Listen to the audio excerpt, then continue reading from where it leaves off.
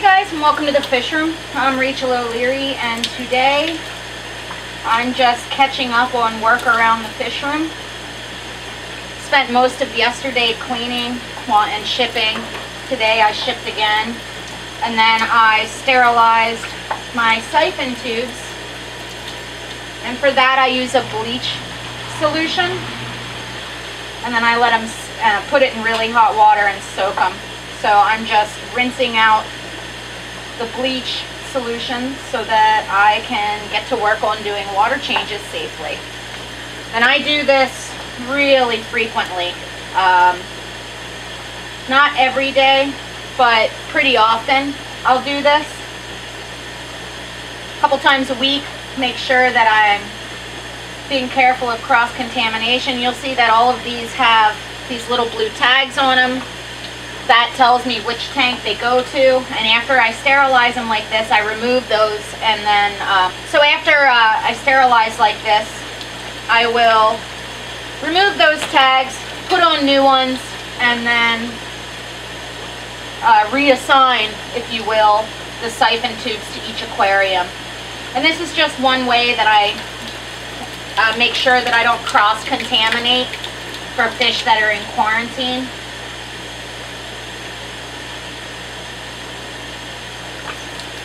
I do the same thing with my nets. Right now, pretty much everything in the fish room is done quarantine, which is why I'm sterilizing all my tubes. Hope to get a fish order in this upcoming week with some more South American stuff and some restock of some things that I like to keep on hand.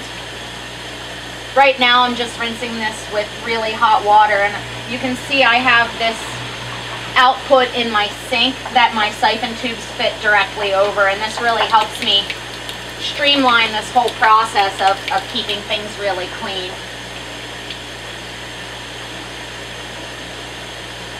So I just flush these out to make sure there's no bleach residue. Give these guys all a good rinse. Externally, make sure all the bleach residue's off the outside, and then I let them dry, and that's how I sterilize my equipment. So we'll hang these up and then get to work. The other thing I do is a few times a week I take all my nets, and even though I clean them in between using them, I like to do an overall sterilization of everything, and I just put them net side down into a bucket, fill it up with hot water, and add some bleach. Now this does degrade my nets. I have to replace them every maybe 3 years or so, which isn't too bad, all things considered. You can see this is an older one. The bleach makes them get sort of weakened, and eventually it'll start to tear, and I'll toss it out. And every couple of years, like I said, I'll buy, 50 nets or something. Just fill this up with super hot water.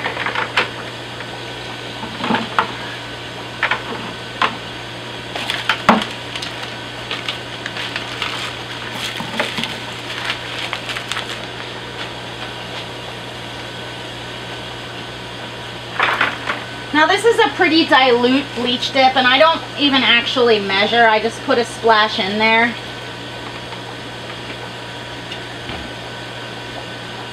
And again, I'll let this sit for a while, and then I'll rinse them out in hot water and let them dry. And around my fish room, if nets are down in a bucket or on the floor, it means they're dirty, and if they're up in a bucket, it means that they're clean. But again, I do this pretty often just to have redundancy and to prevent cross-contamination, and this is especially important if you have a quarantine tank. It should really have its own set of equipment. It's a fish room miracle. It's not messy in here. That's because I spent all day yesterday cleaning things up. Thought you guys might appreciate, well, I still have that stone to clean up, but I thought you guys might appreciate seeing it clean for once. Everything's doing really well. I've had a lot of questions about whether or not my apple snails hatched. And they did. That's a little baby there. You can see them of various sizes. There's some more babies. They did hatch. I just dropped the ball on getting the footage. So as soon as I have another clutch, I will repeat the process for you guys so that I can show it to you. But everything's doing, they're all doing really well. Look at this little guy cruising along. Hey, Mom! It's feeding time. Dropped some, or put some Sarah O-Nip in various aquariums for everybody.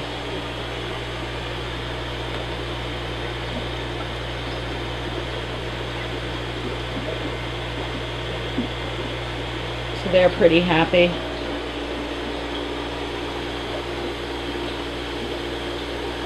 A whole pile of Pandagara. Obviously they're eating well.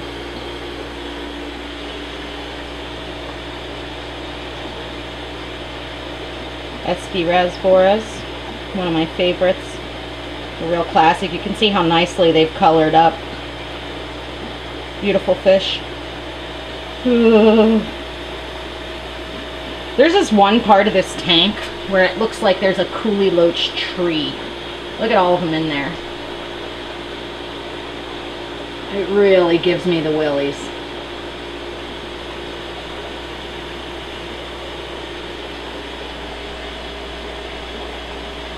Echeisis cats fighting over a pellet. That's pretty adorable. That is a Daphnia tablet. You see, these guys are kind of cool. They feed in this frenetic spiral motion that reminds me of like a Tasmanian devil. It's one of the things that I think makes them really unique and cool. And bait ball of rummy nose. Let's check on the licorice gourami.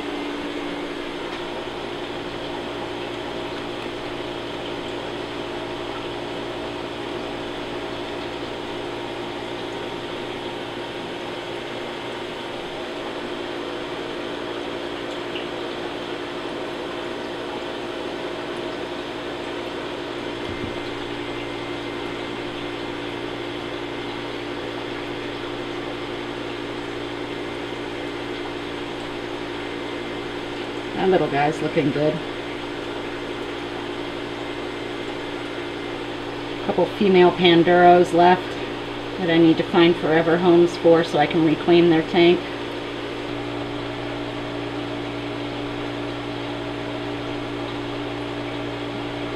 See how beautiful these guys are looking.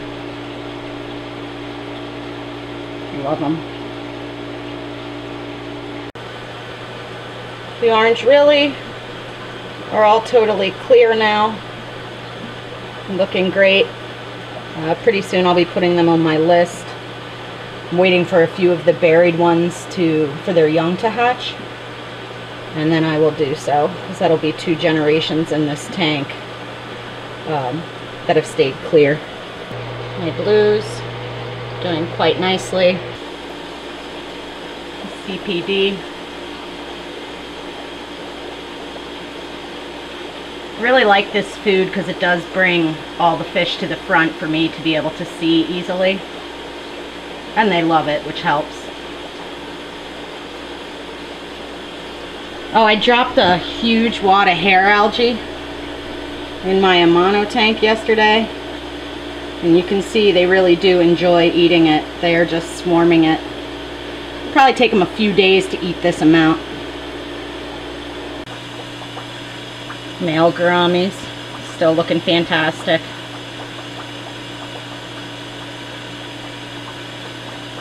They really are quite beautiful. The little mini chocolate.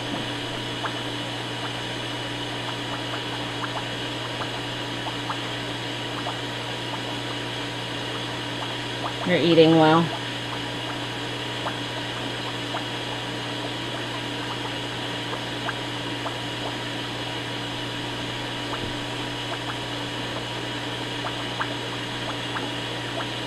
Beautiful little fish. I'm finding them to be a bit fragile though, which is why I haven't taken them off my QT. Beautiful.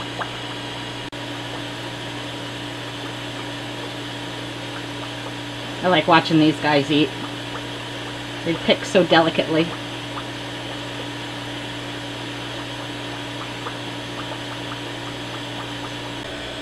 My cherries. Looking good. There's tons of babies. See all the babies all over the glass?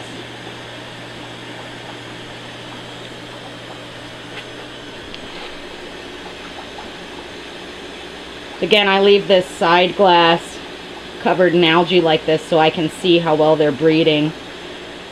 And as we look around, there's literally baby shrimp everywhere.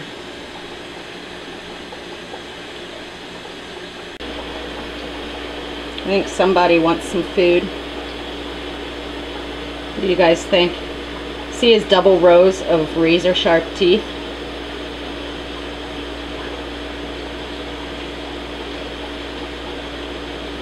There's a reason I don't like sticking my hands in these tanks, in this particular tank I should say. Should name him Snaggletooth. And this little guy too. Look at those teeth. This is the one that likes to bite me.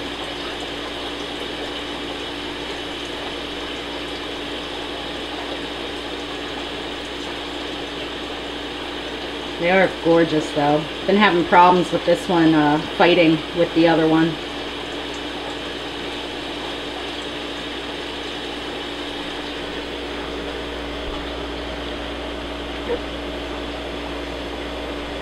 A big blonde Endley. My baby. My favorite fish in the fish room is this one right here. She knows it too.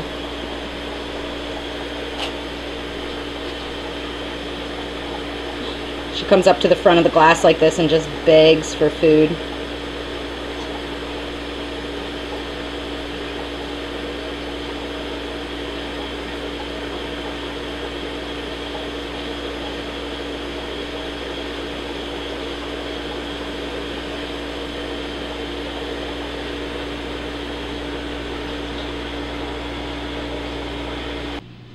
Here's the little living room tank.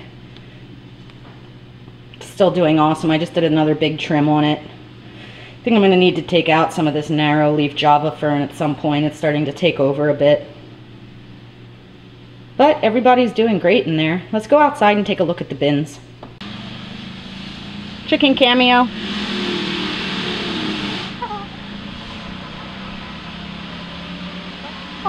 What are you doing?